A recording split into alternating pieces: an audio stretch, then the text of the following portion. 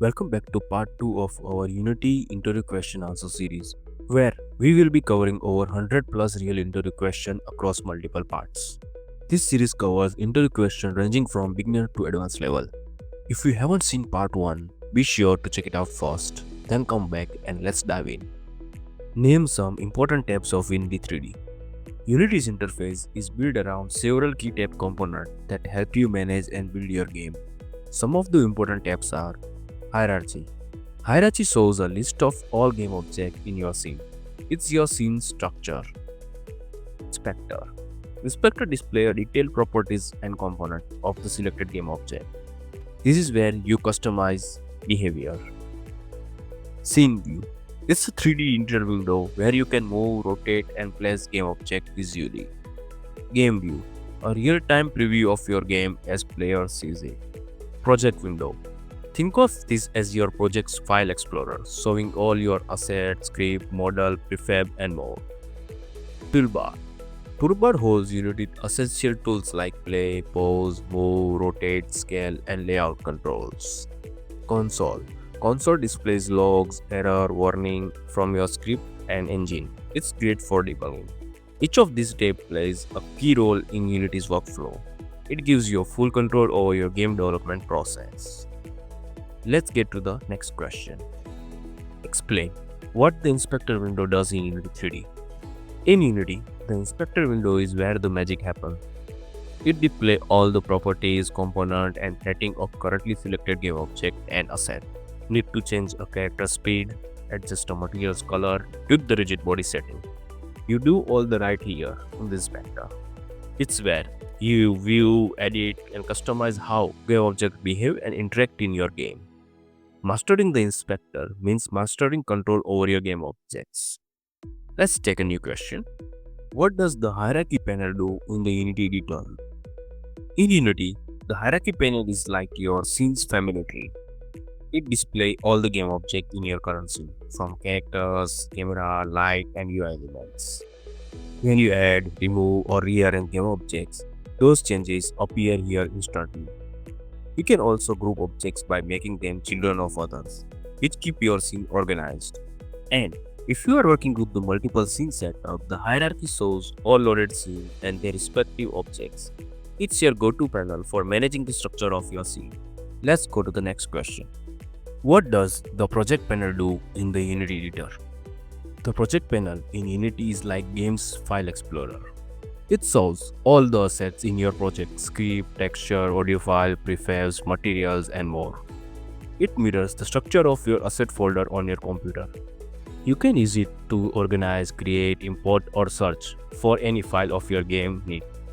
It's the foundation of your content pipeline, helping you keep everything clean, accessible, and ready to drag into scene.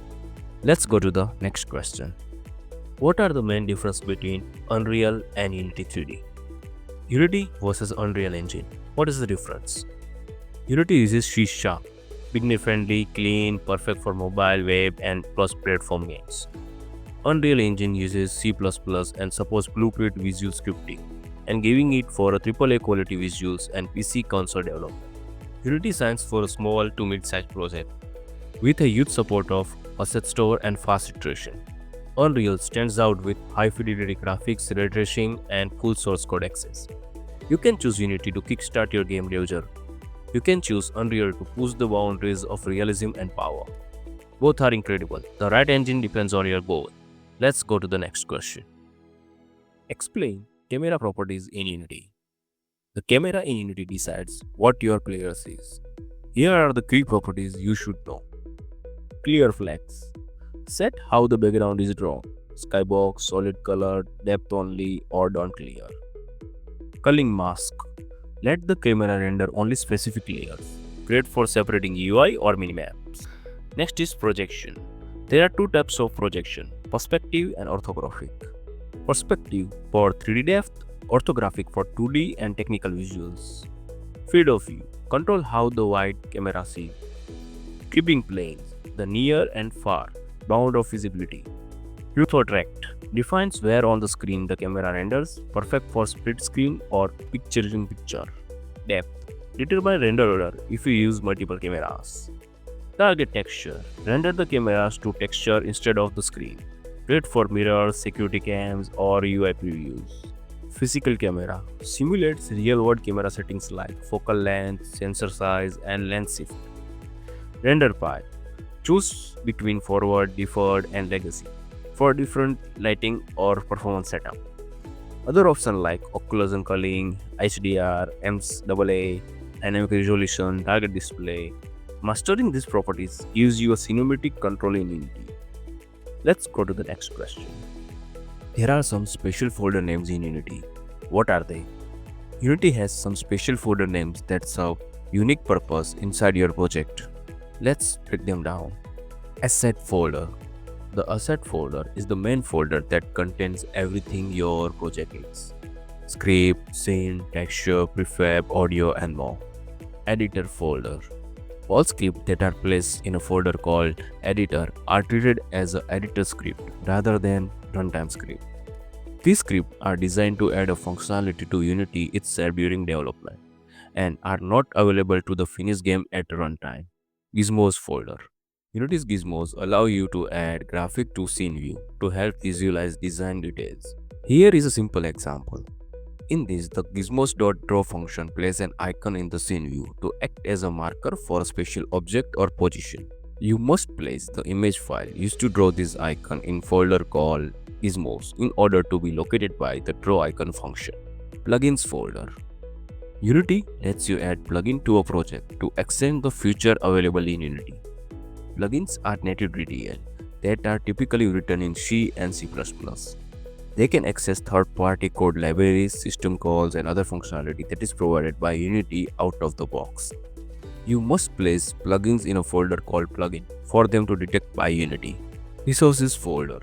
Generally, you create instance of asset in a scene to use them in a gameplay, but Unity also lets you add assets on demand from a script. You can do this by placing an asset in a folder called resources folder. You can actually have any number of resources folder and place them anywhere in the project. This asset can be loaded using the resource.load function.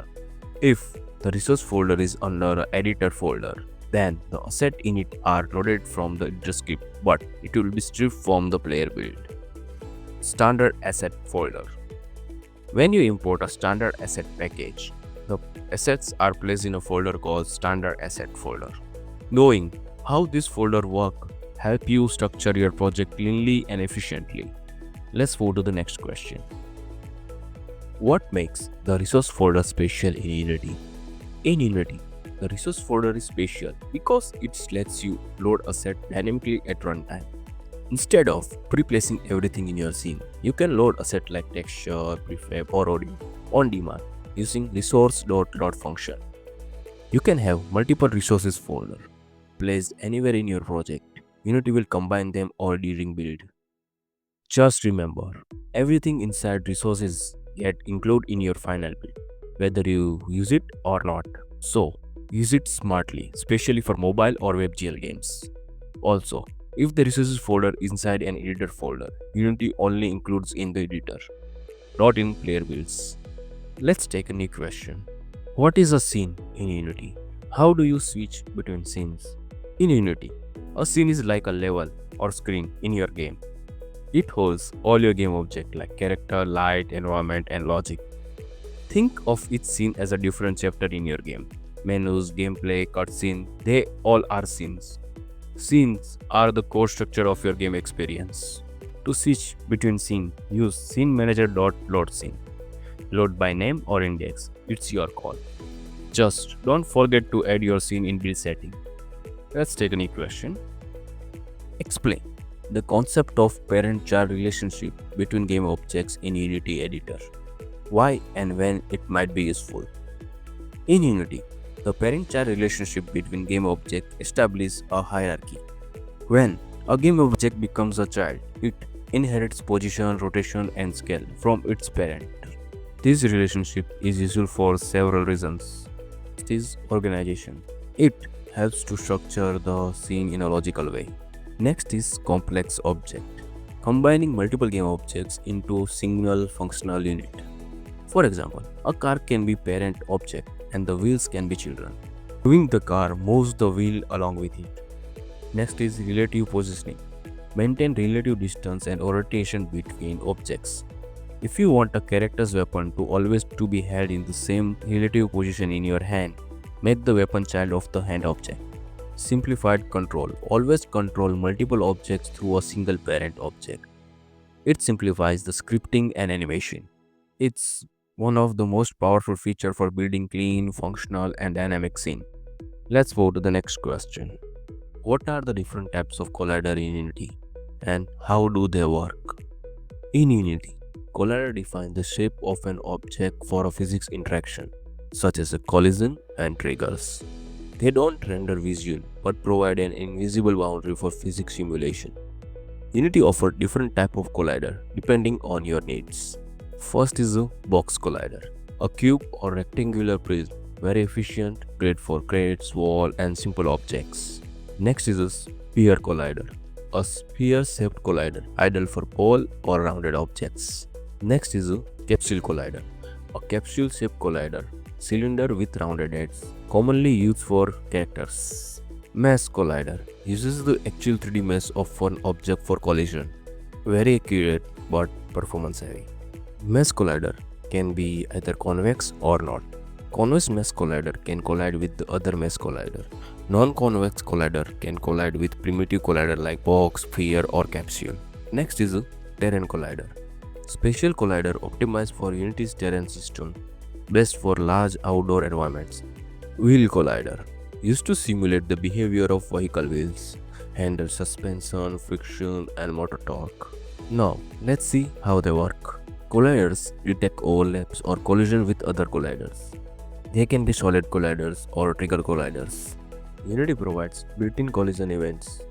On collision enter, on collision stay, on collision exit for physics collision. On trigger enter, on trigger stay, on trigger exit for triggers.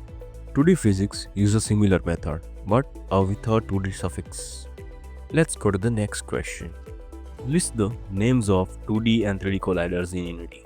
In Unity, colliders define the shape of object for physics and collisions.